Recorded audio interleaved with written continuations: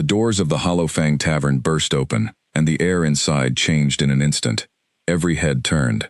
Elena Voss froze behind the counter, a tray balanced on her palm, as 6 men in black coats walked in like they already owned the walls, the floor, and everyone breathing inside them. She did not know their names yet, but her body knew something her mind had not caught up to. Her pulse spiked, her skin prickled.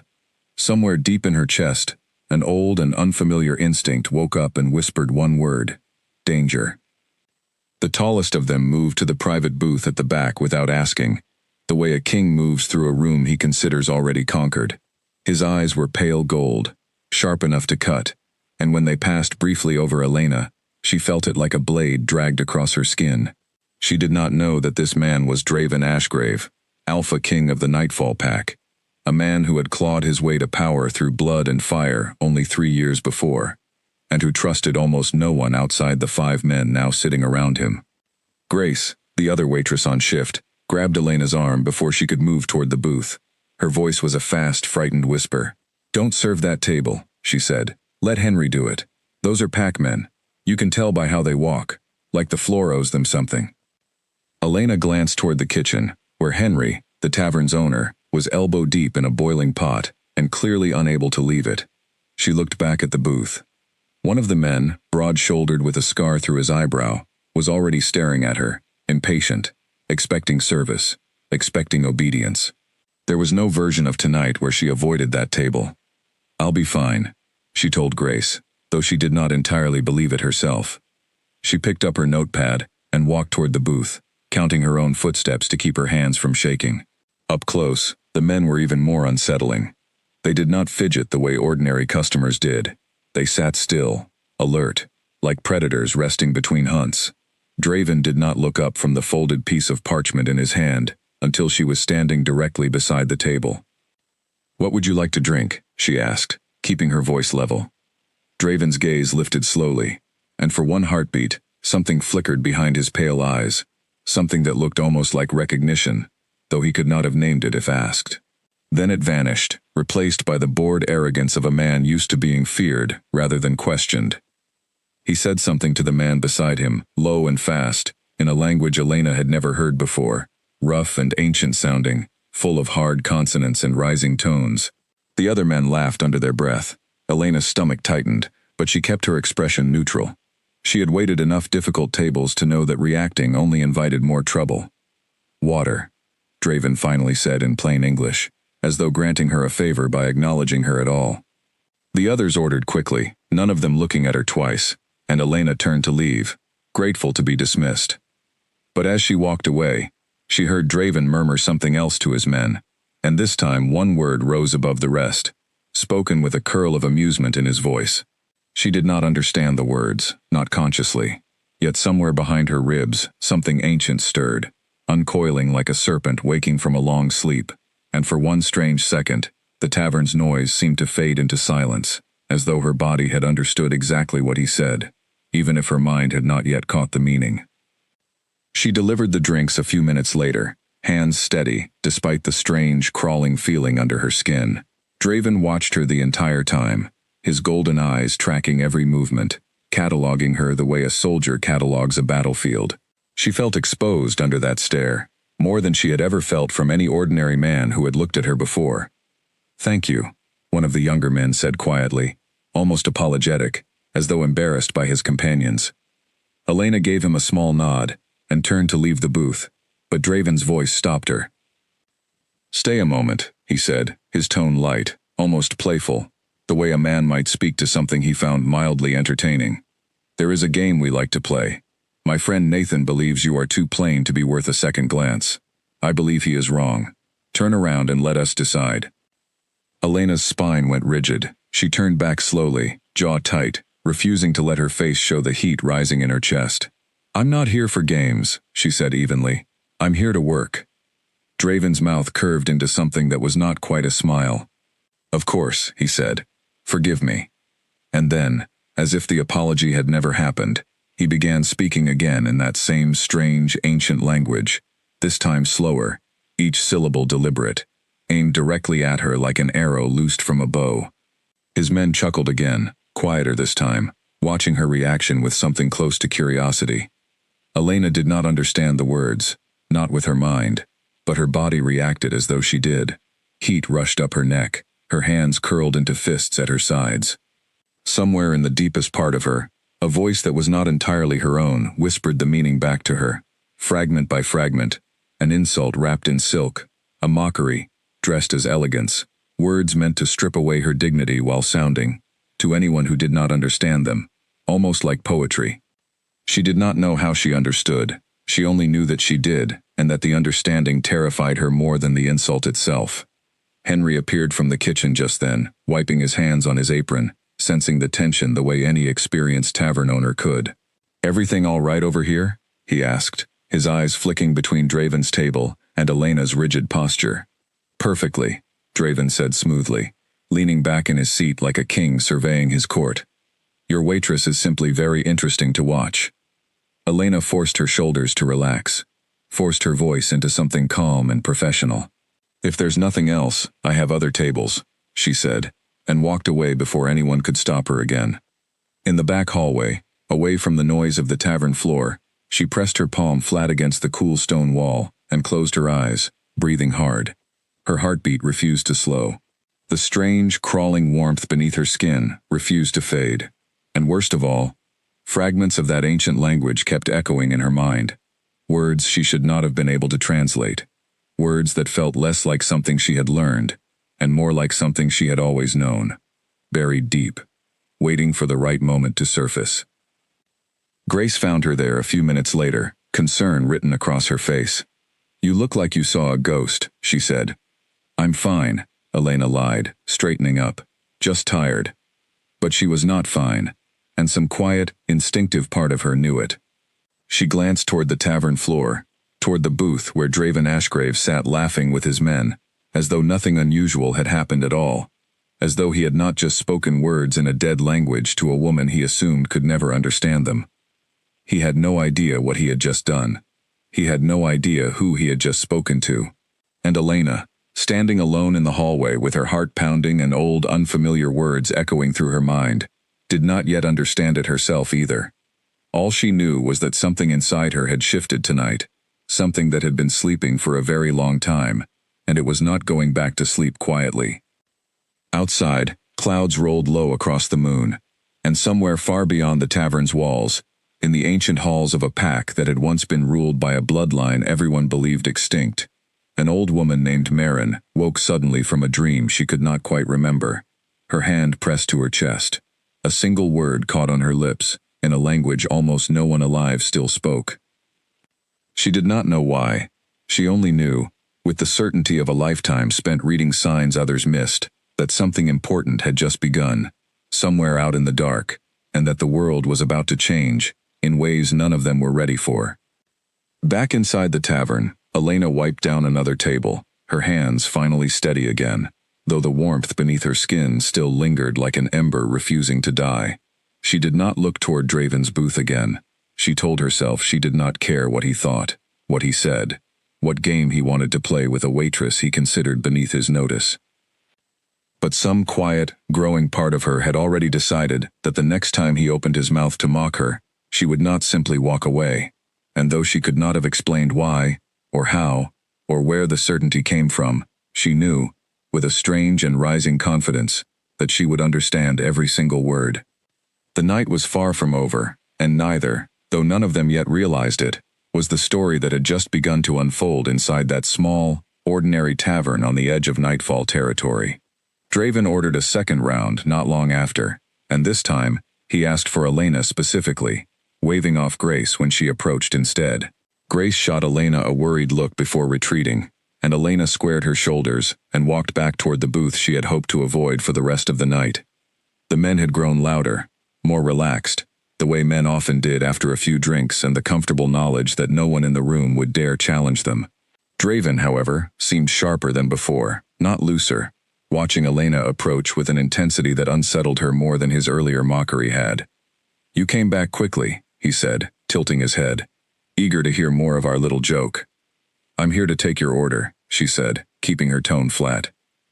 One of the older men, the one with the scar through his eyebrow, leaned forward. "Nathan, Someone had called him earlier. "You should smile more," he said. "It would suit you." Elena ignored him and looked instead at Draven, waiting. Draven studied her for a long moment, something calculating behind his pale eyes, as though he were trying to solve a puzzle he had not expected to find in a roadside tavern. Then, slowly, deliberately, he spoke again in that ancient tongue, longer this time, a full sentence rolling off his lips like something rehearsed, something cruel wrapped carefully in beauty. This time, Elena understood every word instantly, without delay, without confusion, as though the language had always lived somewhere inside her, waiting only to be spoken aloud by someone who could wake it. He had called her insignificant. He had called her a shadow among wolves, a creature not worth the breath used to address her. And beneath the insult, layered carefully into the grammar itself, was something else, something almost like a challenge, as if some buried part of him wanted her to prove him wrong. Her hands trembled, not from fear this time, but from something hotter, something that had been building quietly since the moment she first heard him speak. She set the tray down on the table, harder than she meant to, and the sound cut through the noise of the tavern like a struck bell. The table went silent. Every man turned to look at her. Draven's smirk faltered, just slightly, surprised by the sudden shift in her posture, the sudden fire in her eyes that had not been there moments before. Elena opened her mouth, and for the first time in her life, words she had never learned came pouring out of her in perfect, ancient, unmistakable form. Words that would change everything the moment they left her lips. Her voice, when it came, did not sound like her own. It was steady, clear, and carried a rhythm that belonged to another century, a cadence too precise to be improvised. She corrected the very grammar Draven had used to insult her, pointing out an error in his phrasing that no untrained tongue should have caught, and then returned his mockery with a sentence of her own, sharper, colder, and far more elegant than anything he had said to her. The tavern around them seemed to hold its breath. Nathan's mug froze halfway to his lips. The younger man who had thanked her earlier stared at her with wide, disbelieving eyes. And Draven himself sat utterly still, the easy arrogance draining from his face, replaced by something far more dangerous, confusion mixed with the first stirrings of alarm. No one spoke for what felt like a very long time. Elena's heart pounded so hard she could hear it in her own ears. She did not fully understand what had just happened, only that the words had come from somewhere deep inside her, somewhere she had never known existed, and that saying them out loud had felt less like speaking and more like remembering. Draven finally broke the silence, his voice low and careful, stripped of its earlier mockery. "Where did you learn that language?" he asked. "I don't know," Elena said honestly, and the admission startled her almost as much as it startled him. Nathan set his mug down slowly, his eyes narrowing as he studied her face, her posture, the way she stood without flinching even now, under the weight of 6 pairs of eyes. "That is not a language taught in schools," he said quietly. "That is not even a language most pack elders remember fully. Where exactly did you hear it?" "I told you," Elena said, her voice steadier now, though her pulse had not slowed. "I don't know. It just came to me." Draven rose from his seat, slow and deliberate, and for the first time since walking into the tavern, he looked at her not as an object of amusement, but as something unexpected, something that did not fit into any category he understood. He was taller than she had realized, broad-shouldered, radiating a kind of quiet power that made the air around him feel thicker. "Say something else," he said, his tone no longer playful, but genuinely curious, almost demanding. "I'm not a performer," Elena said, crossing her arms. "You don't get to snap your fingers and expect me to entertain you twice in one night." A few of the men chuckled at that, and even Nathan's mouth twitched into something like reluctant respect. Draven, however, did not laugh. He studied her in silence, his golden eyes narrowing slightly, as though trying to see past her plain apron and tired eyes into something hidden beneath the surface. Henry appeared again from the kitchen, drawn by the sudden quiet, which was somehow more alarming than any noise could have been. "Is there a problem here?" he asked carefully, glancing between Elena and the very still, very serious group of men surrounding her. "No problem," Draven said, though his eyes never left Elena's face. "Just a misunderstanding that has become considerably more interesting than expected." Henry did not look reassured, but he retreated anyway, clearly unwilling to challenge 6 men who carried themselves like soldiers even out of uniform. Elena picked up her tray again, desperate to put distance between herself and the booth, between herself and the strange, unsettling attention now fixed entirely on her. "I have other tables," she said, and turned to leave. "Wait," Draven said, and something in his voice, quieter now, almost uncertain, made her pause despite herself. She turned halfway back, arms still crossed. "What? What is your name?" he asked. She hesitated, some old instinct warning her that giving him anything more than necessary would be a mistake, though she could not explain why the thought crossed her mind at all. "Elena," she finally said. "Elena," he repeated slowly, as though testing the shape of it in his mouth, as though searching for something familiar in the sound of it, and not quite finding it, yet not quite dismissing the possibility either. She did not wait for anything else. She walked away, weaving through the tavern's crowded tables, her hands trembling now that she was no longer under his direct gaze. She ducked into the back hallway again, pressing both palms flat against the cool stone wall, breathing hard, trying to make sense of what had just happened. She had spoken a language she had never learned. She had understood insults meant to be incomprehensible to her, and somewhere deep inside her chest, beneath the fear and the confusion, there was something else stirring now, something that felt almost like recognition, as though a door long sealed shut had just been cracked open, letting in a sliver of light from a room she had never known existed. Grace found her there again, eyes wide with concern, and no small amount of awe. "What was that?" she whispered. "Everyone's talking about it. You spoke some kind of old language back there. I didn't even know you knew another language." "I didn't either," Elena admitted, still staring at her own shaking hands. Back at the booth, the mood had shifted entirely. Nathan leaned close to Draven, his voice low and urgent, though not quiet enough to escape Elena's sharpened hearing from where she stood in the hallway shadows. "That accent," Nathan said. "That cadence. I have only heard it once before, in old recordings my grandmother kept. You know what bloodline used to speak that way?" Draven did not answer immediately. His jaw was tight, his golden eyes distant, fixed on the empty space where Elena had been standing only moments before. "It's not possible," he finally said, though his voice carried none of the certainty the words were meant to convey. Nathan glanced toward the hallway, toward the shadow where Elena still stood, unaware that her every breath was being discussed by men who held far more power over her life than she could possibly imagine. "Maybe not," Nathan said quietly, "but I think we should find out."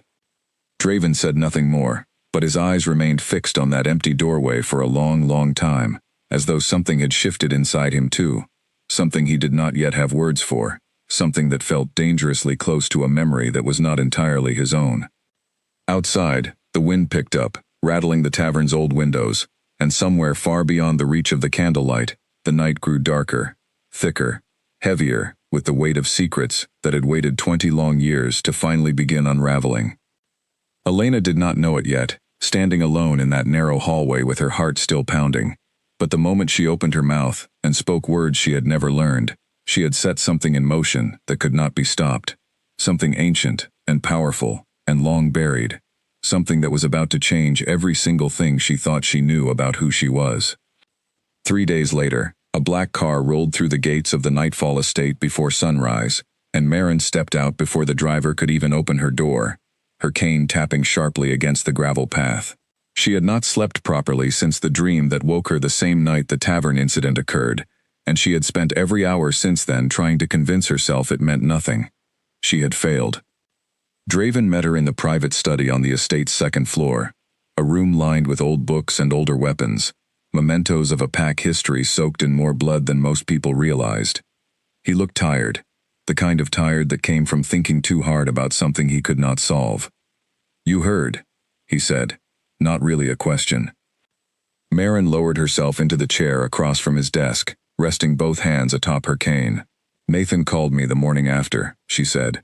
"He described everything, the accent, the phrasing, the correction she made in your own sentence. I have spent every day since trying to convince myself he was mistaken." "And are you convinced?" Draven asked. "No," Marin said simply. Draven exhaled slowly, running a hand through his hair, a gesture Marin had not seen from him since he was a much younger man, still uncertain of his place in the world. "Explain it to me then," he said. "Because I have spent 3 days trying to explain it to myself, and I keep arriving at something I do not want to believe.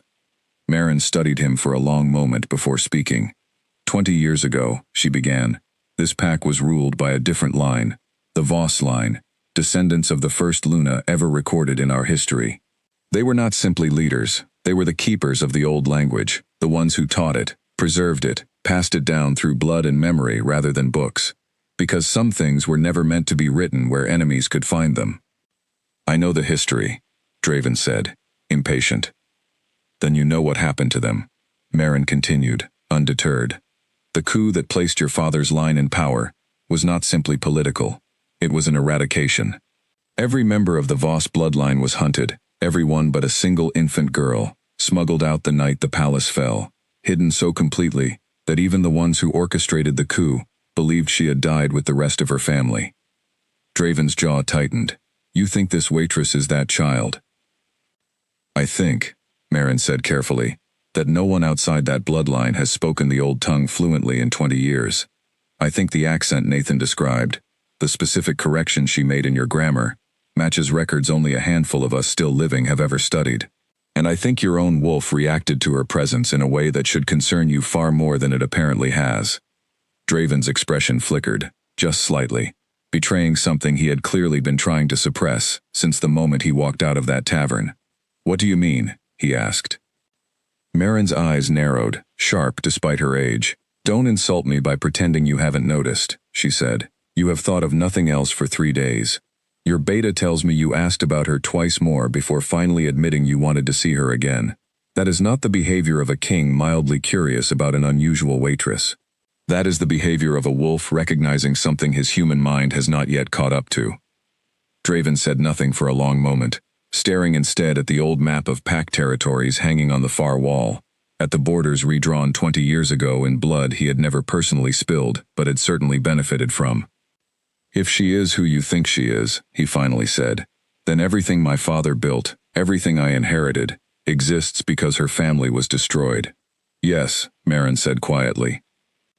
And if the packs who still believe in the old bloodline learn she is alive, Draven continued, his voice growing harder, colder, more calculating, they will see her as a rallying point, a symbol, a reason to challenge everything my father spent 20 years securing. Yes, Marin said again. Then we cannot confirm this, Draven said, standing abruptly, his hands braced against the desk. We cannot let this theory leave this room until I know for certain, one way or another, exactly who she is. Marin studied him carefully, noting the tension in his shoulders, the flicker of something almost like fear behind his golden eyes, an emotion she had rarely seen from him in all the years she had known him. And if she is the hidden Luna, Marin asked quietly, what will you do? Draven did not answer immediately. He turned instead to the window, looking out over the estate grounds, the training fields where his soldiers drilled every morning, the high stone walls built to keep enemies out and secrets in. I don't know, he finally admitted, and the honesty in his voice surprised even himself. Marin rose slowly from her chair, leaning heavily on her cane. Then I suggest you find out quickly, she said, because if I have suspected the truth this fast, others will too. And not everyone who learns what she might be will hesitate the way you have. She left the study without waiting for a response, her footsteps echoing down the long hallway, leaving Draven alone, with a decision he had never expected to face, and a memory of golden eyes flashing in a candlelit tavern that he could not, no matter how hard he tried, force himself to forget. That same afternoon, in a modest apartment above a bakery 2 streets from the Hollow Fang Tavern, Elena sat cross-legged on her bed, staring at an old wooden box she had not opened in years. Inside it were the only things she owned that had once belonged to her mother, a woman she barely remembered, who had died when Elena was too young to ask the questions that mattered most. A faded photograph, a small silver ring, and a single scrap of yellowed paper covered in handwriting she had never been able to read, symbols that looked less like letters and more like carefully drawn pictures, arranged in patterns that meant nothing to her, until now. Elena lifted the paper with trembling hands, and for the first time in her entire life, the symbols on the page began to make sense, resolving themselves into words, into sentences, into a message written by a mother she barely remembered, warning a daughter she had been forced to abandon about a truth too dangerous to speak aloud. Elena read the words 3 times before the meaning fully settled into her chest, cold and heavy and undeniable. You are not who you think you are, the message read. Survive quietly. Trust no one who wears a crown. And when the old words finally wake inside you, know that they were always yours to begin with. Elena set the paper down slowly, her hands shaking, her mind racing back to the tavern, to the golden-eyed man who had mocked her in a language she should never have understood, to the strange, ancient words that had poured out of her without warning or explanation. Something was happening to her. Something enormous, something rooted so deeply in her past that she had never even suspected it existed.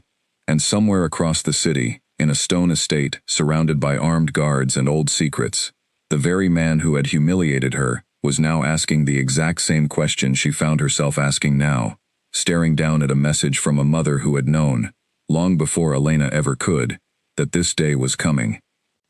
Who am I really? Elena whispered into the empty room, and for the first time, some quiet, ancient part of her chest whispered back an answer she was not yet ready to hear. A hooded figure watched the Hollow Fang Tavern from across the street for nearly an hour before Elena noticed him, standing perfectly still in the shadow of a closed shopfront, his eyes fixed on the tavern's front door as though waiting for something, or someone, to appear. She almost dismissed it as nothing, just another stranger passing through, until he moved slightly, and she caught a glimpse of a pale scar running down the side of his jaw, and something inside her went cold and alert all at once. She had never seen him before, yet her body reacted as though it recognized a threat, muscles tensing, breath shortening, an old and unfamiliar instinct rising sharply to the surface. She stepped back from the window, heart pounding, and told herself she was simply tired, simply on edge after everything that had happened over the past few days. The bell above the tavern door rang minutes later, and Elena looked up expecting a regular customer. Instead, she found Draven Ashgrave standing just inside the entrance, alone this time, without his usual entourage, dressed more plainly than before but somehow still radiating the same unmistakable presence that had unsettled the entire room the first night she met him. Grace, wiping down the counter nearby, went very still. Elena set down the tray she was holding, forcing her expression into something neutral, though her pulse had already quickened. "What can I get you?" she asked, keeping her voice carefully professional. "Just coffee," Draven said, taking a seat at the counter instead of a booth this time, close enough that avoiding conversation would be difficult, if not impossible. She poured his coffee in silence, aware of his eyes tracking her every movement, though this time the attention felt different from before, less mocking, more searching, as though he were trying to solve a puzzle he had been thinking about constantly since the night they first spoke. "I owe you an apology," he said quietly, once the coffee sat steaming between them. Elena raised an eyebrow, surprised despite herself. "That's not something I expected to hear from you," she said. "I don't offer them often," he admitted, a faint, almost rueful smile touching his mouth. "But what I said to you that night was cruel, and I said it assuming you could not understand a word of it. I was wrong about that, and I was wrong to say it regardless." She studied him carefully, searching for the mockery she expected to find, hidden beneath his words, but found none. "Apology accepted," she said finally, though her tone remained guarded. He wrapped both hands around his coffee cup without drinking from it, his golden eyes distant for a moment, as though weighing something heavy in his mind. "Where did you learn the old tongue?" he asked, his voice quieter now, more careful. "I already told you," Elena said. "I don't know. It just came out of me." "That doesn't happen," Draven said. "Not with a language that specific, that precise. Someone taught you, even if you don't remember learning it." Elena's fingers tightened slightly around the cloth she had been using to wipe the counter. "Maybe I had a strange childhood," she said, deflecting. Draven watched her for a long moment, and something in his expression shifted, softened slightly, as though he were seeing her for the first time not as a curiosity or a puzzle, but as a person standing in front of him with her own fears, her own guarded history. "Tell me about your parents," he said. "I don't remember my mother well," Elena said, surprising herself by answering honestly. "She died when I was very young. I don't know anything about my father at all. I was raised by relatives who never talked about either of them." Draven's jaw tightened almost imperceptibly, and for a brief moment, something like guilt flickered behind his eyes, though Elena could not have guessed why. That must have been difficult, he said quietly. It was what it was, Elena said, shrugging in a way that suggested the wound went far deeper than her tone implied. They sat in silence for a moment, the noise of the tavern rising and falling around them, and Elena found herself studying him in turn, trying to reconcile the arrogant, mocking man from that first night, with the quieter, more thoughtful version, sitting in front of her now. She did not trust the shift, not entirely, but some part of her, some old and unfamiliar instinct she was only beginning to understand, found itself drawn toward him despite every warning her mind kept raising. "Why did you come back?" she finally asked. Draven considered the question longer than she expected. "Because I haven't been able to stop thinking about that night," he admitted. "About you. About words I don't understand how you knew." Elena's breath caught slightly, though she covered it by reaching for a nearby rag, pretending to wipe down a spot on the counter that did not need cleaning. "That's not really an answer," she said. "It's the truth, though," Draven replied. Before she could respond, the tavern's front door opened again, and this time the hooded figure from across the street stepped inside, moving with a purposeful, predatory grace that immediately set every instinct in Elena's body screaming. Draven's posture changed instantly, shifting from relaxed to alert in the space of a single heartbeat, his golden eyes narrowing as he tracked the newcomer's movement across the room. "You know him?" Elena asked quietly, noticing the sudden tension radiating from Draven's shoulders. "Rogue," Draven said under his breath, barely audible. "Unaffiliated, dangerous." The hooded man's eyes swept across the tavern, pausing briefly on Draven before settling, with unmistakable intent, directly on Elena. Something cold and certain passed across his face, and Elena felt her stomach drop, some deep and ancient part of her recognizing the look for exactly what it was: recognition, and hunger, and purpose. "Elena," Draven said quietly, urgently, "stand behind me." "I don't understand what's happening," Elena whispered, though her body was already moving, some instinct older than fear, guiding her feet before her mind could catch up. "Neither do I, entirely," Draven admitted, rising slowly from his stool, positioning himself deliberately between Elena and the man now walking steadily toward the counter, his hand disappearing briefly beneath his coat, in a motion that made every muscle in Draven's body coil tight with readiness. "But I intend to find out." The tavern had gone eerily quiet, other patrons sensing the tension without fully understanding its source, conversations dying mid-sentence, forks pausing halfway to mouths. Grace backed slowly toward the kitchen, eyes wide, while Henry appeared from the back room, his expression shifting instantly from confusion to alarm. The hooded man stopped a few feet from the counter, his eyes never leaving Elena, even as Draven's presence blocked most of his view. "You have no idea what you are," he said, his voice low and rough, carrying an accent Elena did not recognize but somehow still understood, the words settling into her chest like stones dropped into still water. "But others do, and they are not as patient as I am." Elena's heart pounded so hard she felt certain everyone in the room could hear it. "Who are you?" she managed to ask, her voice steadier than she felt. The man's mouth curved into something that was not quite a smile. "Someone who was paid very well to make sure a certain bloodline never resurfaces," he said, "and someone who is very surprised, and very displeased, to find that it has." Draven's entire body had gone rigid, a low, dangerous sound rumbling somewhere deep in his chest, barely audible but unmistakably threatening. "Leave now," he said, his voice carrying an authority that made even the tavern's other patrons flinch, while it managed nothing on the hooded stranger at all. "I don't take orders from you," the man said calmly, his eyes still fixed on Elena.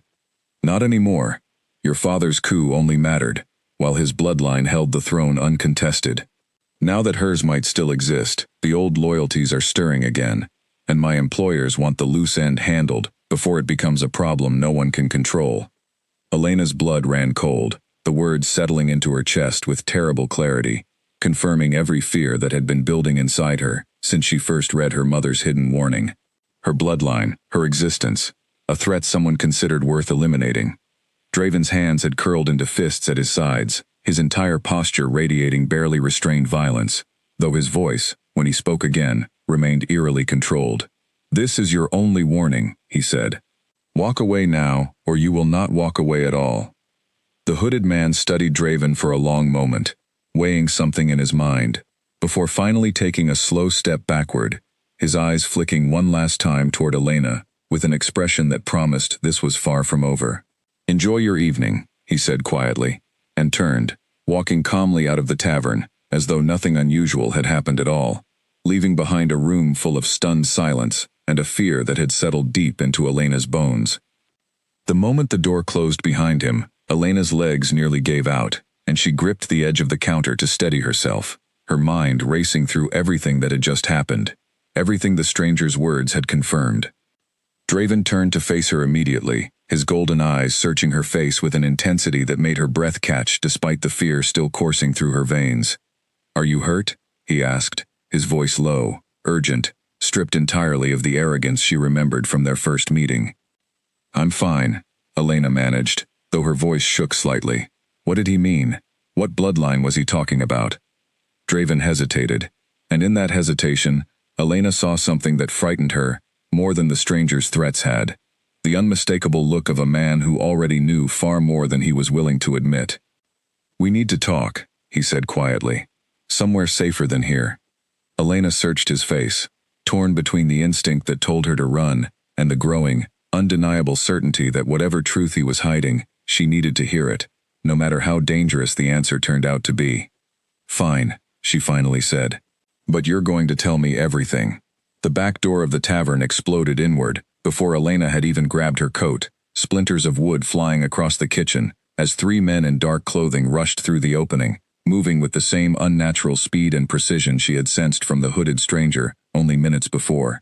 Grace screamed, dropping a stack of plates that shattered against the tile floor, while Henry lunged for the nearest phone, only to be shoved hard against the wall by the first attacker through the door. Elena froze for half a second, her mind struggling to process the sudden violence unfolding around her, before Draven's hand closed firmly around her wrist, yanking her sideways just as one of the attackers lunged directly toward her, a blade catching the kitchen light. Draven moved faster than she thought possible, placing himself bodily between her and the blade, his arms snapping out to block the strike with a force that sent the attacker stumbling backward, clutching his wrist.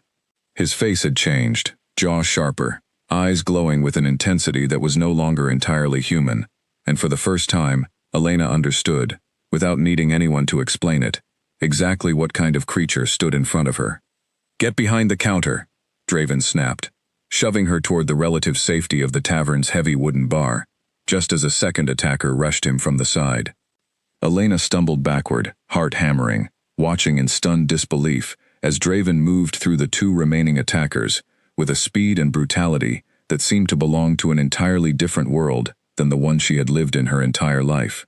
He fought like something ancient and dangerous, every motion precise, controlled, devastating, and within moments, both men lay groaning on the kitchen floor, disarmed and thoroughly beaten. But the third attacker, the one who had first come through the door, had circled around during the chaos, and before Draven could turn, he lunged directly at Elena, closing the distance faster than she could react. She threw her arms up instinctively, bracing for impact that never came. Instead, a deafening snarl tore through the air, and Draven's body slammed into the attacker from the side, with enough force to send both of them crashing through a nearby table, wood splintering beneath them. For a brief, terrifying moment, Elena saw something impossible, a shift rippling across Draven's frame, fur and muscle and fangs replacing skin and bone, in a blur too fast to fully comprehend, before he wrestled the attacker into submission, pinning him against the shattered remains of the table, with a strength that left no doubt about what he truly was. The remaining attacker groaned, defeated, and Draven, breathing hard, features slowly shifting back towards something more human, looked up at Elena with an expression she could not quite read, some complicated mixture of fear and fierce, protective relief. Elena stood frozen, staring at him, at the wreckage of the kitchen, at the men groaning on the floor, her mind struggling to reconcile everything she had just witnessed with the ordinary life she thought she understood only minutes before. "You're a wolf," she whispered, the words barely audible. Draven straightened slowly, still breathing hard, and nodded once, offering no explanation, no apology, simply an acknowledgement of a truth she had clearly already begun to suspect on some deeper level. "We need to leave, now," he said instead. "There will be more of them." Before Elena could respond, sirens began wailing somewhere in the distance, and Henry, still shaking from where he had been shoved against the wall, waved them urgently toward the front door. "Go," he said. "I'll handle the police. Just go." Draven grabbed Elena's hand without hesitation, pulling her through the chaos of the tavern's main room, past overturned chairs and startled patrons, out into the cool night air. They ran 2 full blocks before he finally slowed, pulling her into the shadow of a narrow alley, both of them breathing hard, adrenaline still coursing through their veins. It was in the middle of that frantic, breathless stillness, with Elena's coat slightly askew from the chaos, that Draven's eyes caught on something he had never noticed before: a small, crescent-shaped mark just below her collarbone, exposed now where her collar had shifted during the struggle. His entire body went still. Elena followed his gaze downward, confused, before realizing what he was staring at. "What?" she asked, self-consciously pulling her collar back into place. Draven did not answer immediately. He simply stared at the mark, his expression shifting through disbelief, recognition, and finally something that looked almost like dread, as though a theory he had desperately hoped to disprove had just been confirmed beyond any possibility of denial. "That mark," he finally said, his voice barely above a whisper. "Where did you get it?" "I've had it my whole life," Elena said, growing increasingly unsettled by the intensity of his reaction. "It's just a birthmark. Why does it matter?" Draven ran a hand through his hair, pacing a tight circle in the narrow alley, clearly struggling to process something enormous. "That is not just a birthmark," he said finally. "That is the crescent sigil of the Voss line, the bloodline that once ruled this pack before mine took power. The bloodline everyone believed had been completely wiped out 20 years ago." Elena's blood went cold, her mother's hidden warning flashing suddenly through her mind, along with the strange, ancient words that had poured out of her without explanation, along with every unsettling reaction she had experienced since the moment Draven first walked into that tavern. "What are you saying?" she asked, though some deep, buried part of her already suspected the answer. Draven stopped pacing and turned to face her fully, his golden eyes locked onto hers with an intensity that made her breath catch in her throat. "I'm saying," he said quietly, "that you are not simply a waitress who happened to learn a dead language somewhere along the way. I'm saying that you are almost certainly the last surviving heir of the Voss bloodline, hidden away as an infant the night your entire family was slaughtered in a coup that placed my father, and eventually me, on the throne you were meant to inherit." Elena stared at him, the world seeming to tilt slightly beneath her feet, every fragment of her life rearranging itself around a truth too enormous to fully absorb in a single, breathless moment, standing in a dark alley, with sirens still wailing somewhere behind them. "I'm the Luna," she whispered, the words feeling foreign and impossible even as she spoke them aloud. "The hidden Luna everyone thought was dead." Draven nodded slowly, guilt and disbelief warring openly across his face now, the mask of arrogant confidence she had first encountered completely gone, replaced by something far more vulnerable, far more human. "Yes," he said quietly, "and I am the man who spent an entire evening mocking you, in a language your own family once ruled with, unaware that I was insulting the very woman my father's coup was designed to erase." Elena's hands trembled, anger and fear and grief tangling together inside her chest, all at once, 20 years of hidden history crashing down around her in the space of a single, devastating revelation. "We need to move," Draven said quietly, though his eyes never left hers, filled now with something that looked disturbingly close to reverence. "Whoever sent those men tonight will not stop trying, not now that your identity has been confirmed. You are no longer just in danger, Elena. You are the single greatest threat to every power structure built over the last 20 years, and every enemy of my family will want you either controlled or dead before you can become anything more than that."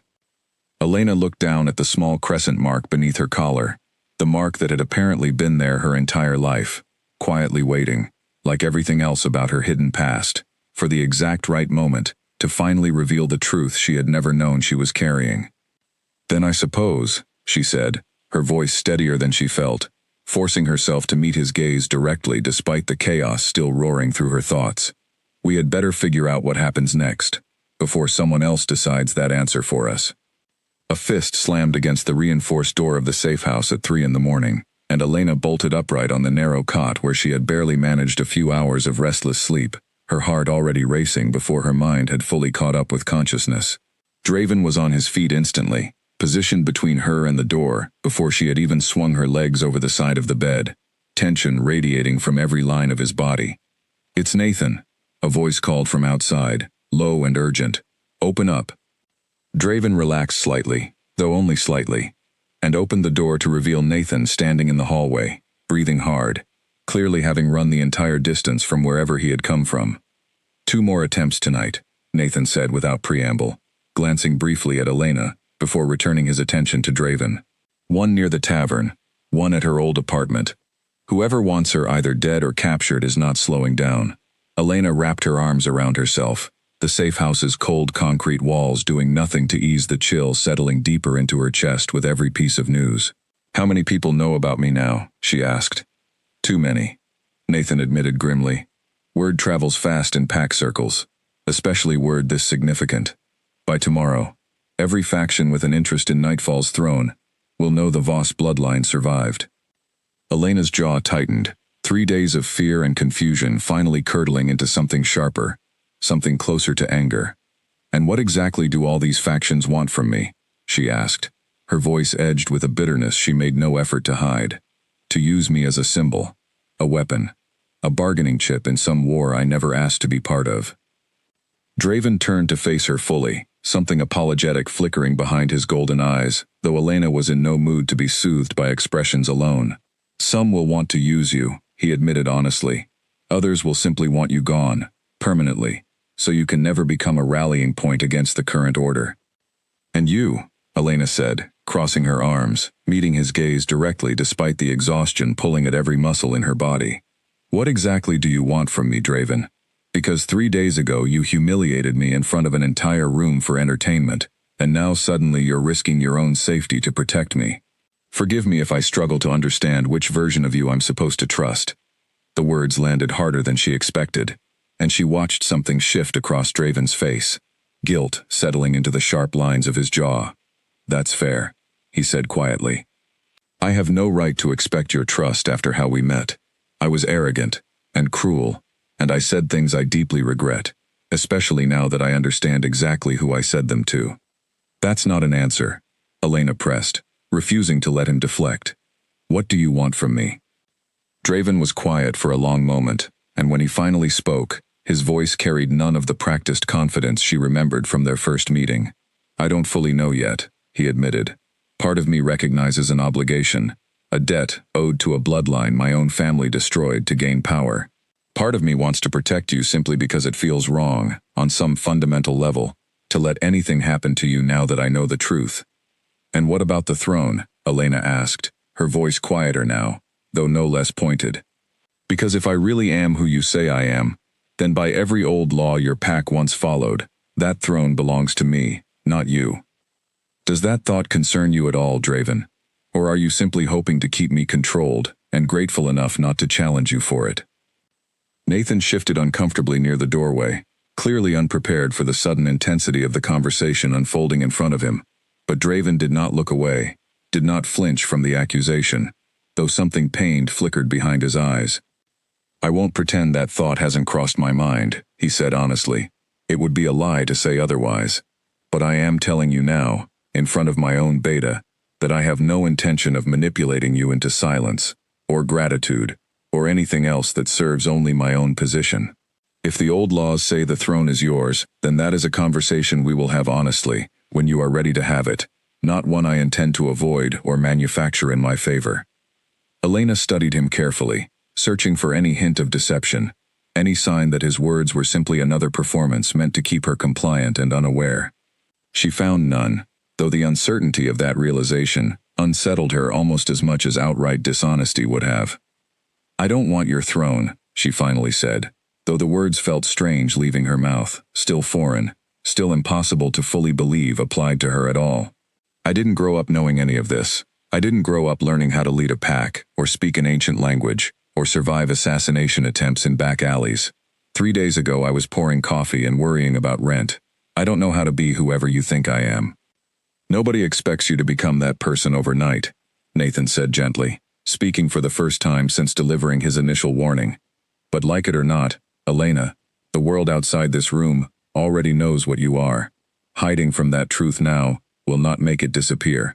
It will only make you more vulnerable to people who intend to shape that truth for their own purposes instead of yours." Elena closed her eyes briefly, exhaustion and grief and fear tangling together into something almost unbearable, the weight of an entire hidden history pressing down on shoulders that had never asked to carry it.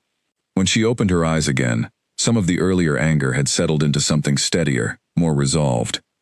"Then teach me," she said, looking directly at Draven.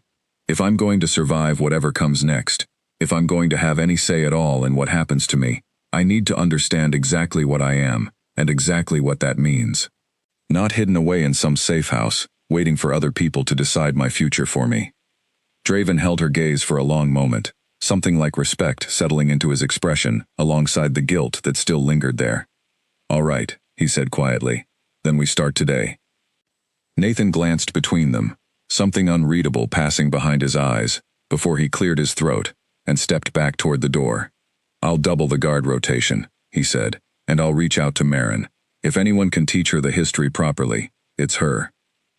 As Nathan disappeared down the hallway, Elena turned back to Draven, studying him in the dim safe-house light, still trying to reconcile the cruel stranger from that first tavern meeting with the man now standing in front of her, offering something that felt, despite every reason for caution, uncomfortably close to sincerity.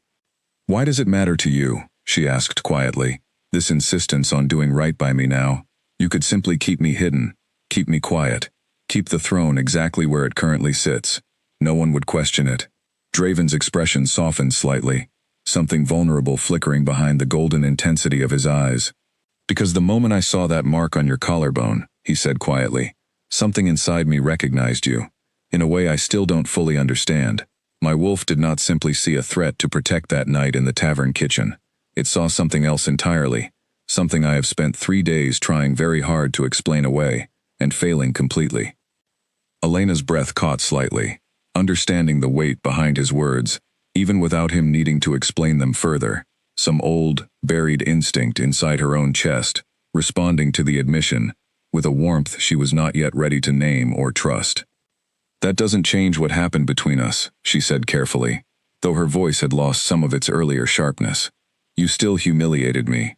You still owe this pack, and everyone your father hurt, a much bigger reckoning than a private apology whispered in a hidden safe house."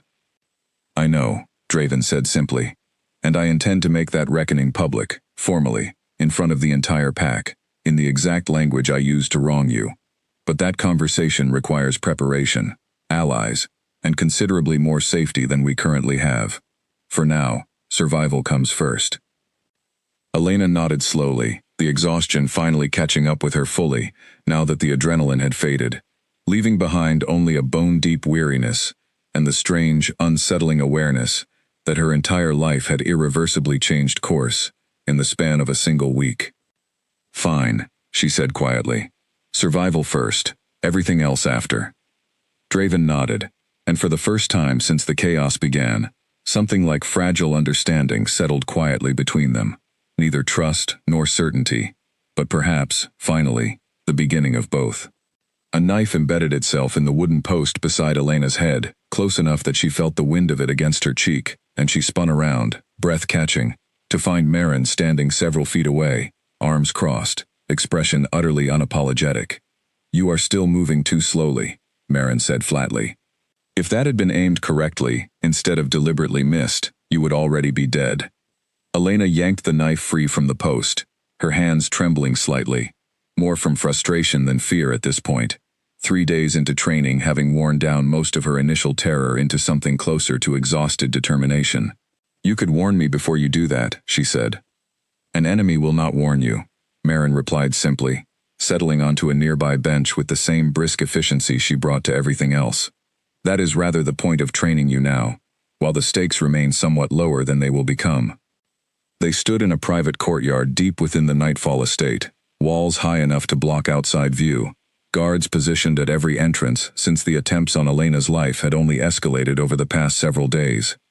Draven had insisted on the extra security, though he had been called away that morning to handle reports of unrest stirring among several allied packs, leaving Elena alone with Marin for the first uninterrupted lesson since her training began.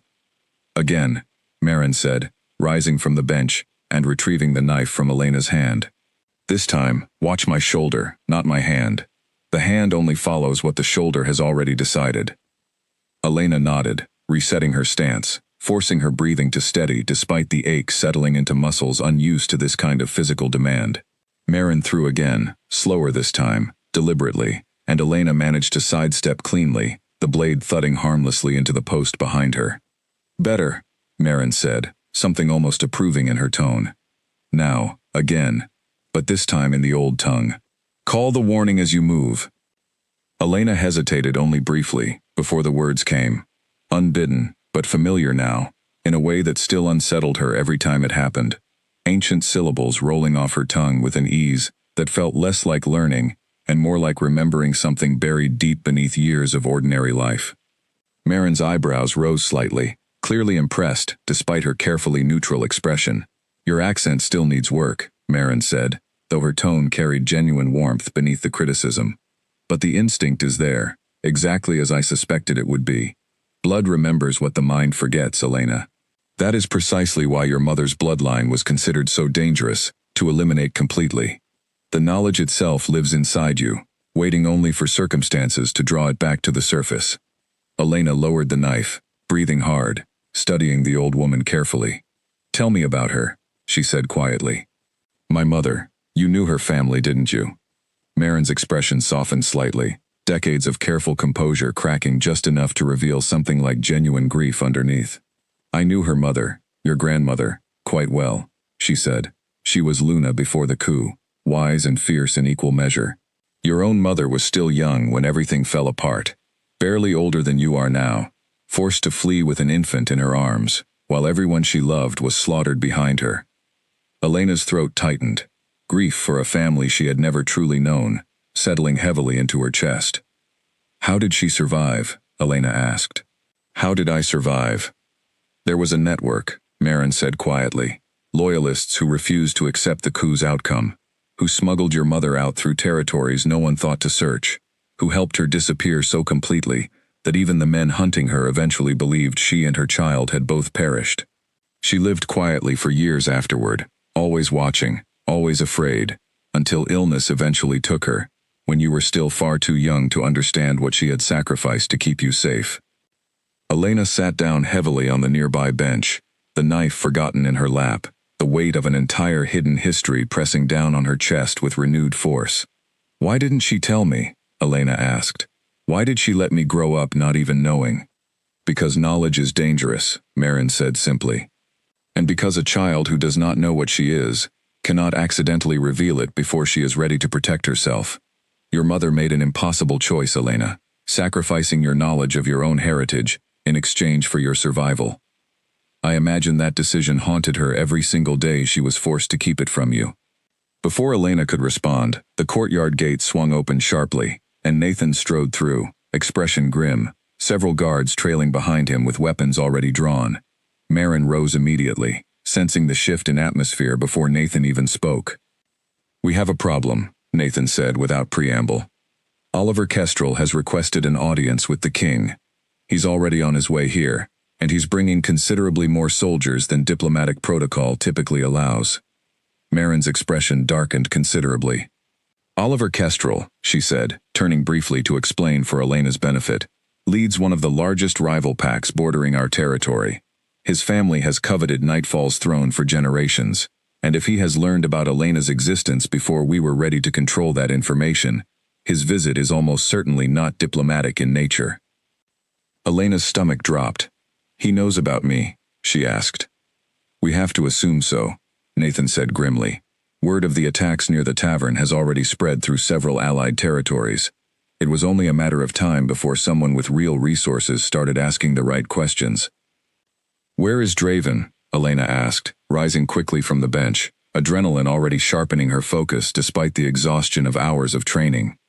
Handling the northern border dispute, roughly 2 hours away, Nathan said. I've already sent word. but he won't arrive before Kestrel does. Marin's jaw tightened with visible frustration. Then we handle this ourselves, until the king returns, she said, turning to address the gathered guards with brisk authority. No one mentions Elena's true identity under any circumstances. She remains a guest of the estate, nothing more, until Draven is here to manage the situation properly. Elena's pulse quickened, uncertainty and fear tangling uncomfortably in her chest. Though beneath both emotions, something steadier and more determined had also begun to take root over the past several days of training. I'm not simply going to hide in a back room while a rival pack leader marches through the front gate, she said firmly. Marin turned to study her carefully, something assessing in her expression, weighing Elena's readiness against the very real danger the situation presented.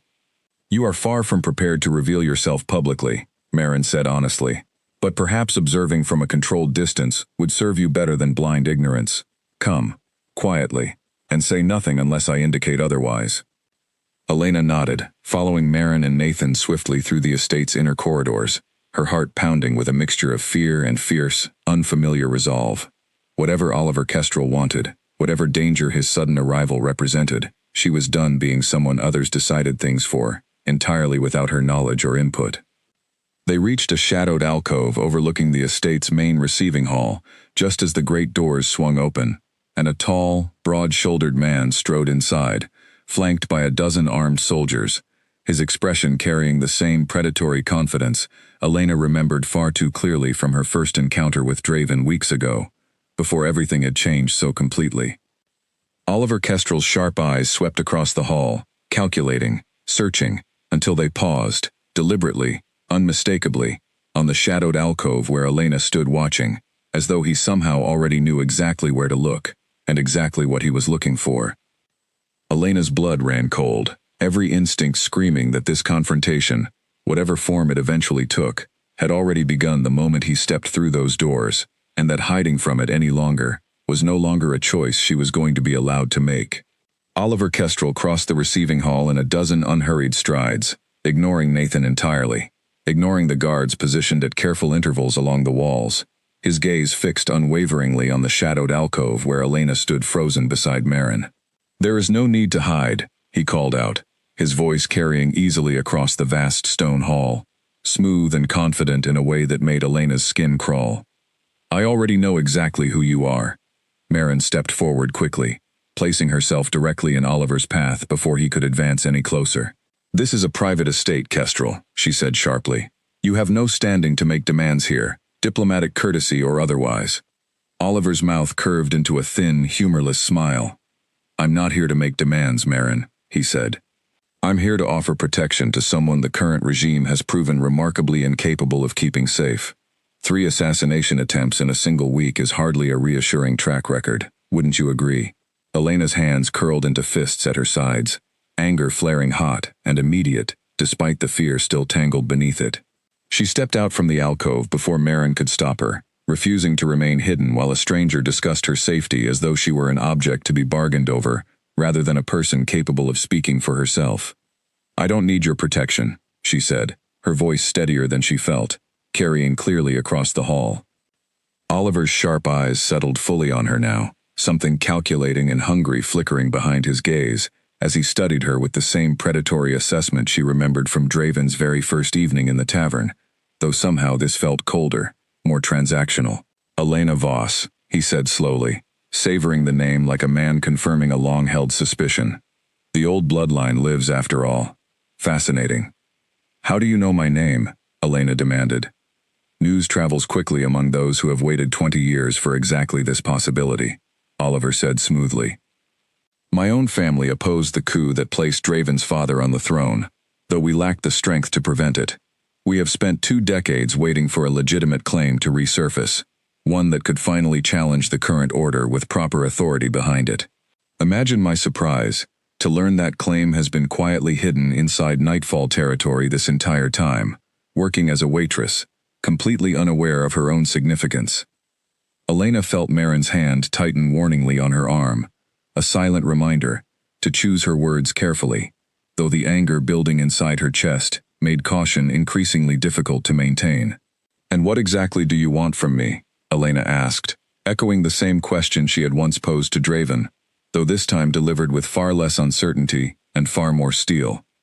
An alliance, Oliver said simply. Support my claim against Draven's throne, and my pack will ensure your protection, your recognition, and eventually, your rightful place restored, as Luna, over territory that was stolen from your family in the first place. It is, I would argue, a considerably better offer than whatever half-hearted protection Nightfall has managed to provide so far. Before Elena could respond, the receiving hall's great doors swung open once more, and Draven strode through them, his expression thunderous, several of his own soldiers flanking him closely, clearly having ridden hard the moment word reached him of Oliver's unannounced arrival. Kestrel, Draven said, his voice carrying a dangerous edge, as he crossed the hall swiftly, positioning himself deliberately near Elena, without quite standing between her and Oliver, allowing her the space to speak for herself, while still making his presence unmistakably clear. This is a rather bold intrusion, even for you. Oliver's expression barely shifted, though something calculating flickered briefly behind his eyes at Draven's sudden arrival. I was simply offering the lady an alternative, he said smoothly. One considerably safer than remaining under the protection of the very family responsible for slaughtering her entire bloodline in the first place. Draven's jaw tightened visibly, and for a moment, Elena saw something flash across his face that looked remarkably like genuine shame, rather than anger. That crime was committed by my father, he said quietly, and it is a debt I intend to address properly, publicly, and honestly, rather than exploit it the way you are clearly attempting to do right now. Oliver's laugh was short and humorless. How noble, he said. Tell me, does the lady actually trust these sudden proclamations of honor, or is she simply too new to pack politics to recognize a convenient performance when she sees one? Elena felt every eye in the hall shift toward her, waiting for her response, and she straightened her spine, refusing to let either man speak for her any longer, as though her voice mattered less than their competing claims to power. I trust exactly no one in this room completely, she said clearly, her words echoing across the stone hall. Not Draven, who mocked me before he knew who I was. And certainly not you, Kestrel, who clearly sees me as nothing more than a convenient weapon to use against a rival you've resented for 20 years. Oliver's expression flickered with something like surprise, clearly not having anticipated open defiance from a woman he had expected to view him as a rescuer. Elena continued before he could recover, her voice growing steadier with every word. Whatever happens to this throne, whatever claim my bloodline still holds over this territory, I will decide that for myself, in my own time, based on my own judgment, not because either of you decided it for me first. Silence settled heavily across the hall, broken only by the faint rustle of soldiers, shifting uncomfortably at the unexpected boldness of her declaration. Draven, standing beside her, said nothing, though something like fierce, surprised pride flickered briefly across his expression, before he carefully schooled it back into neutrality. Oliver studied Elena for a long, tense moment, recalculating whatever strategy he had walked into the hall expecting to execute smoothly. Very well, he finally said, his tone carefully controlled despite the visible irritation beneath it. Take your time deciding, Elena Voss, but understand this, the offer will not remain open indefinitely, and Nightfall is not the only faction capable of offering you protection when the next attempt on your life inevitably comes. Without waiting for a response, he turned sharply and strode back toward the hall's entrance, his soldiers falling into formation behind him, leaving behind an atmosphere thick with unresolved tension and unspoken threats. The moment the great doors closed behind him, Draven turned to Elena immediately, his expression a complicated mixture of concern and something that looked remarkably close to admiration. That was either extraordinarily brave or extraordinarily reckless, he said quietly. Perhaps both, Elena admitted, some of the fierce resolve draining out of her now that the immediate confrontation had passed, leaving exhaustion and lingering fear in its place. Nathan approached quickly, his expression grim. He'll go straight back to his territory and start rallying support, Nathan said. This won't be the last we hear from him. Draven nodded grimly, though his attention remained fixed on Elena, studying her carefully, as though seeing her in an entirely new light. We need to move faster than I had planned, he said finally. The public reckoning I promised you, the formal apology, the acknowledgement of your bloodline's rightful claim, all of it needs to happen soon.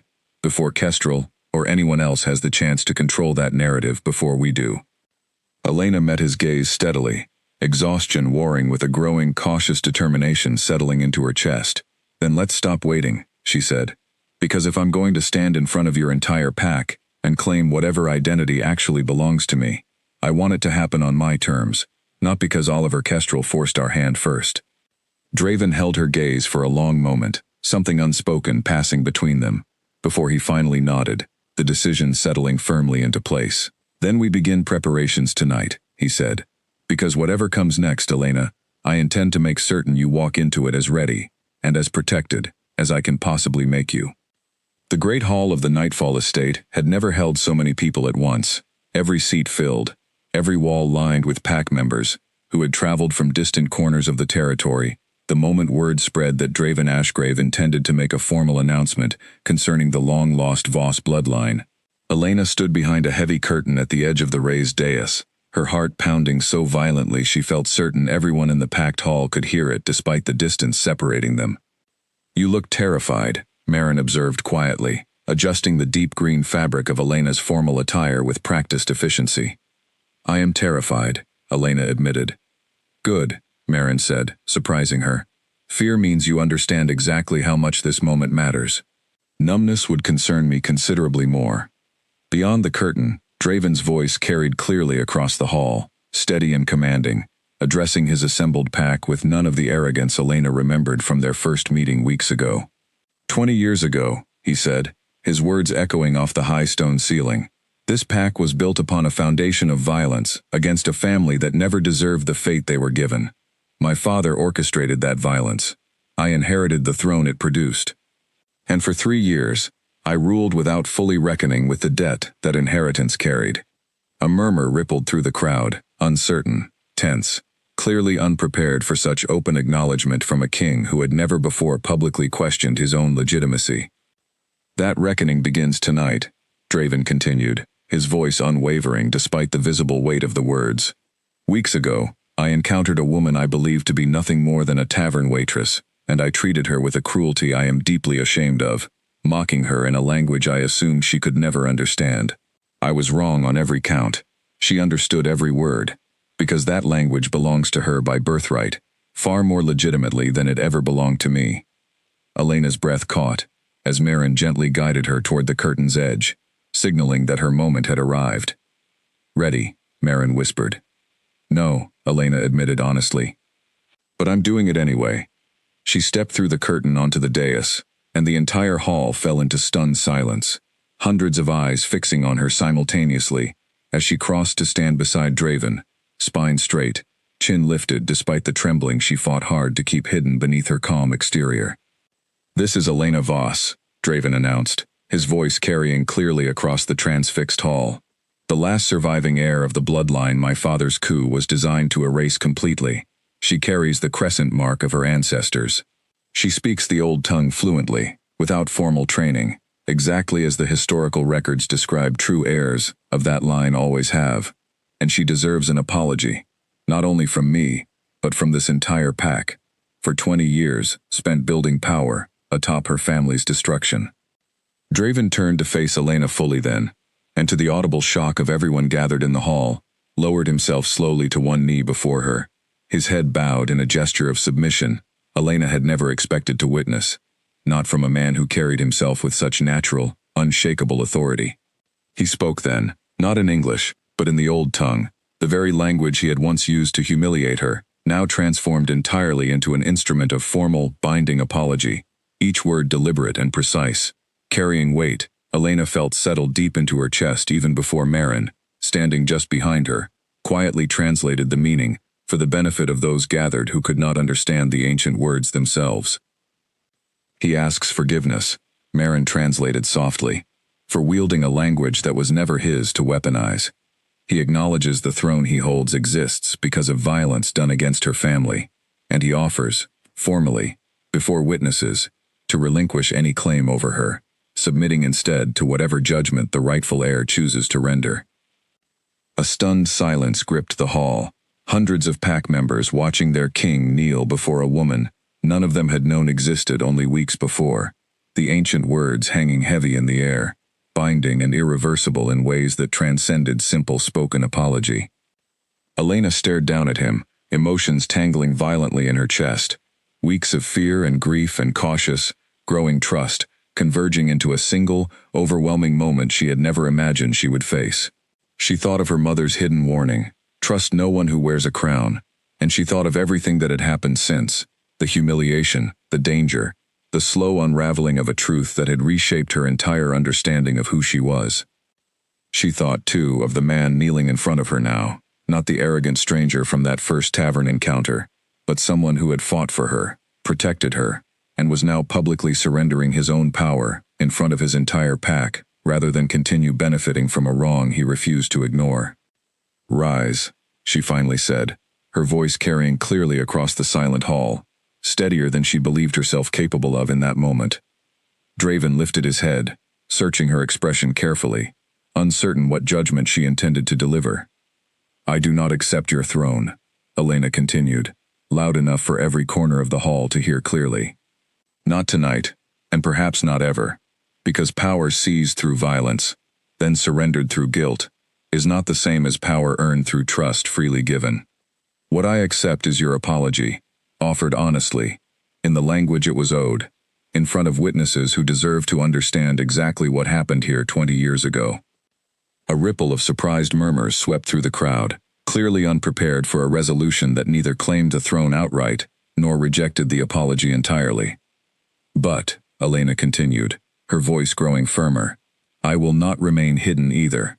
My bloodline exists, my history exists, and going forward, whatever role I choose to take within this pack, I intend to take it as an equal, not as a secret kept quiet for anyone's convenience, and not as a symbol used by rival factions looking to exploit my existence for their own political gain." Draven rose slowly to his feet, something like profound relief and renewed respect settling across his features as he studied her. "That is more than fair," he said quietly, before turning to address the assembled hall once more, his voice carrying renewed authority. "Let it be known, from this day forward, that Elena Voss stands recognized before this entire pack, protected under Nightfall's authority, and entitled to whatever place within our governance she chooses to claim, whenever she chooses to claim it." The hall erupted into scattered applause, though Elena noticed several faces remaining carefully neutral, unreadable, and she wondered, with a chill settling beneath her relief, how many among the gathered crowd secretly resented the announcement. How many might already be considering how best to exploit the uncertainty her continued presence created. As the ceremony began winding down, Nathan approached quickly, his expression tight with barely concealed urgency, leaning close to murmur something directly into Draven's ear. Elena watched Draven's expression shift instantly, from cautious relief to hardened alarm. "What's wrong?" she asked immediately. Draven turned to her, jaw tight. "Oliver Kestrel's forces have been spotted moving toward our northern border," he said grimly, "faster than expected, and in far greater numbers than any simple diplomatic escort would require." Elena's stomach dropped, the fragile peace of the ceremony evaporating instantly beneath the renewed weight of danger. "He's not waiting for me to decide anything, is he?" she said quietly. "No," Draven said, his voice hardening with grim resolve. "It appears he intends to force the decision himself." Fire lit the northern horizon, before Elena and Draven had even reached the border outpost, thick smoke curling upward against the night sky, where Oliver Kestrel's forces had already breached the outer perimeter, clashing violently with Nightfall soldiers scrambling to hold the line. Elena's pulse hammered as their vehicle skidded to a stop behind a defensive barricade, the sounds of shouting and snarling and clashing steel echoing across the chaotic field ahead. "Stay behind the line," Draven ordered, already shifting into motion, his features sharpening with the same predatory readiness she had witnessed once before in the tavern kitchen weeks earlier. "I'm not hiding this time," Elena said firmly, surprising even herself with the certainty in her voice. Draven turned back sharply, alarm flashing across his face. "Elena, this is not the moment to prove a point," he said. "You are barely trained. You are the exact target every soldier out there has been ordered to capture." "Then let them see exactly who they're trying to capture," Elena said, straightening her spine despite the fear coursing through her veins. "I'm done being something people fight over without my input, Draven. If Kestrel wants a war fought in my name, then he can hear directly from me why that war is unnecessary." Before Draven could argue further, Nathan's voice cut through the chaos as he sprinted toward them. Blood streaked across one arm from a wound already mostly healed. "Kestrel is here personally," he reported urgently, leading from the front lines himself, demanding to speak with Elena directly, before this escalates any further. Draven's jaw tightened, weighing the danger against the possibility of ending the conflict before it consumed more lives unnecessarily. "Together then," he finally said, turning back to Elena. "But you stay close, and the moment I say retreat, we retreat. No arguments." "Agreed," Elena said, and together they moved forward through the barricade, flanked by a dozen of Nightfall's most trusted soldiers, toward the chaotic edge of the battlefield, where Oliver Kestrel stood waiting amid the smoke and firelight, his own soldiers pausing their advance the moment they spotted Elena approaching. Oliver's expression shifted with unmistakable satisfaction as she drew closer. "I hoped you would come yourself," he called out. "It shows considerably more courage than I expected from someone raised entirely ignorant of her own heritage." "Call off your soldiers," Elena said, her voice carrying clearly across the tense field, despite the chaos still simmering around them. "This war serves no one but your own ambition, Kestrel. I already refused Draven's throne tonight, in front of his entire pack. I have no intention of accepting yours instead, built on the corpses of soldiers who never asked to die for your grievances against a rival family." Oliver's confident expression flickered slightly, clearly unprepared for such direct defiance, delivered in the middle of an active battlefield. "This isn't about accepting anyone's throne," he said, though his voice carried noticeably less certainty than before. "This is about correcting a historical injustice that Nightfall has never properly answered for." "Then answer it through negotiation, not bloodshed," Elena said firmly, stepping forward despite Draven's hand tightening protectively around her arm. "I stood in front of Draven's entire pack tonight, and forced him to formally acknowledge exactly what his father's coup cost my family. That acknowledgement happened without a single life lost. Compare that outcome to whatever you're planning here tonight, and tell me honestly which path actually honors the family you claim to be avenging." The battlefield fell into an uneasy, smoke-filled silence, soldiers on both sides pausing uncertainly, awaiting some signal from their respective leaders. Oliver studied Elena for a long, tense moment, clearly recalculating a strategy that had not accounted for her direct, unflinching presence in the middle of his own carefully planned confrontation. "You would truly choose peace with the very family responsible for destroying yours?" he finally asked, something almost incredulous beneath the challenge in his voice. "I would choose peace, because more violence does not undo the violence already done," Elena said steadily. "It only multiplies it. My mother spent her entire life hiding to keep me safe from exactly this kind of conflict. I refused to honor her sacrifice by starting a war in her name the very first week I learned who I truly am." Draven stepped forward beside her then, addressing Oliver directly, his voice carrying the calm authority of a leader, rather than the desperate defensiveness of a man fighting to protect stolen power. "Withdraw your forces tonight, Kestrel," he said, "and I will personally guarantee a formal council, mediated by neutral pack elders, to address every legitimate grievance your family has carried since the coup. That offer disappears the moment the first serious casualty falls tonight." Oliver's jaw tightened, pride visibly warring against calculation as he weighed his diminishing options. Around him, several of his own soldiers exchanged uncertain glances, clearly less enthusiastic about continuing a costly, unnecessary battle, now that Elena herself had publicly rejected the very cause they had been mobilized to fight for. Finally, after a long, tense silence stretching across the smoke-choked field, Oliver raised a hand, signaling his forces to stand down. "This is not finished," he said quietly, addressing Draven directly, though his eyes flicked briefly, almost reluctantly, toward Elena. "But perhaps tonight is not the night to finish it through violence." As Kestrel's forces began their slow, grudging retreat, Nathan let out a long, relieved breath beside them, and Draven finally allowed himself to relax slightly, though his hand remained protectively near Elena the entire time. "You just ended a war before it fully began," he said quietly, looking at her with an expression that mixed disbelief and unmistakable admiration in equal measure. Elena watched the retreating soldiers, adrenaline slowly draining from her body, leaving behind bone-deep exhaustion and a strange, quiet sense of clarity she had not expected to feel amid so much chaos. I ended tonight's battle, she corrected softly.